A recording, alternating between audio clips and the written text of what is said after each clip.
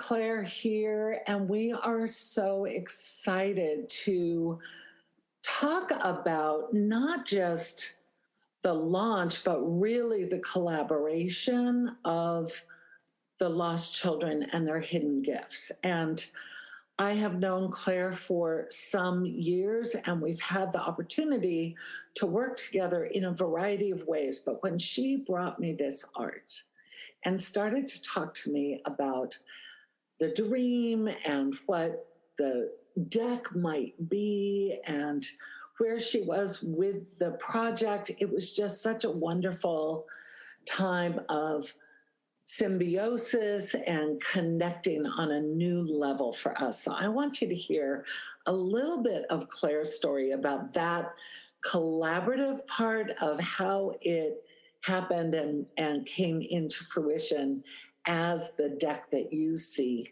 now. Hi. Okay, well, I think it started to come through, actually, the seeds of it, when I was actually doing the CDDC course in 2018.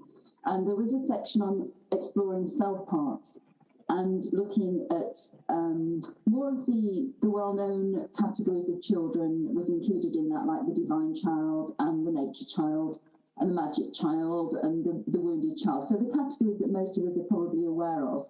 I started to do a little bit of work around that, and there seemed to be quite a lot of children with quite a lot to say. But I kind of moved on from that at that point. And then it came up again. I was actually flame keeping for the Archetypes Alive, yes, the Archetypes Alive course. And I was working my own parallel process with that at the time as well. And a child, a really strong presence called later the Witch Child, came through with Archetypes Alive. And a few more children that were previously undiscovered. And it became clear to me that I needed to sort of carry on working with these children at a personal level, really. So I just carried on my own process. Around about that time, I had a big numinous dream where the children arrived on a bus. So I can go into that a little bit more, maybe. But that was really the catalyst to realising that this was quite a big body of work that was going to flow through, and kind of making myself available to that. And then I think quite early on in that process, it came to Kat's attention, and we really took it from there. Yeah. You know, I love that you mentioned, and I will say Claire is a creative depth coach, so her affiliation with the programs at Journey Path Institute came originally through, utilizing some of those programs, but then subsequently, Claire has been a wonderful asset as a coach assistant in programs and a flame keeper in programs, and you mentioned that coming in, and how the art births insight all the way along.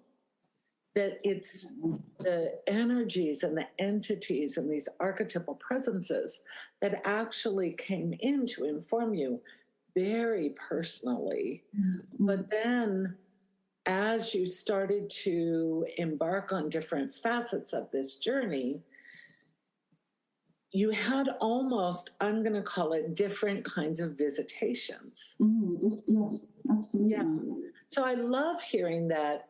You know, there are different children who have shown up at different times across maybe the last 2 years. Yes. But that there was a shift energy with this numinous dream, with this big dream. And the children on the bus is actually going to be introduced and expanded on in our 3-month program, because we're launching the deck.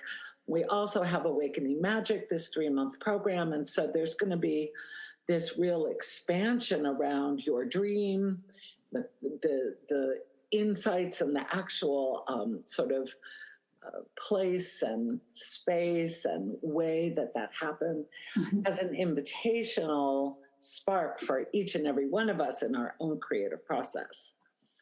And the dreaming way, I mean, let's talk about that, because that's a big element of art as process relies a lot on that, on the intuitive and the imaginal.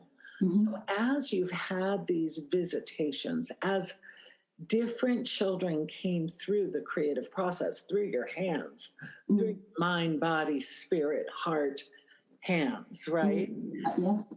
What has it been like to have the arrival of this expanding tribe of not just the specific archetypes, but like you say, groupings and clusters of archetypal children who hold their own stories?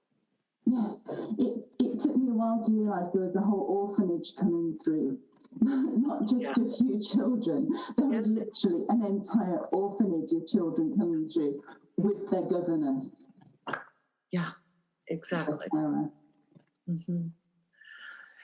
Yeah, so the orphanage. Let's talk about the lost children. You and I riffed on a lot of names and fun. We had so much fun in that stage of the planning. And I brought in a few of the lost children also, sort of partway through the process. I suggested a few, and they are in the deck, right?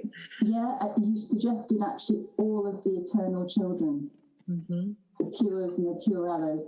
You also brought a lot more diversity to the deck, because obviously I was working from a very personal point of view. But once we'd realised that it was, personal and universal, could be possibly used as a tool with Journey Path Institute, then you absolutely brought in a lot more, opened it out, expanded it, and brought in the diversity. Yeah. And a whole new category. Yeah. And the diversity also included really a sense of androgynous children who felt that they didn't fit in, not only orphan children as in lost, but internally marginalized children. Yeah. I think we really tapped into a psychospiritual connection around children who feel alienated. And children who grow up into adults who feel alienated, absolutely, the seeds are there. Yeah. So there was a lot of attention and thought and conversation that we had about growing and sort of unfolding more of the children's stories, their attributes and their qualities and their fears and their fierce. This sort of range between fear and fierce that each of these child archetypes has, because not only are they lost children, but they have hidden gifts.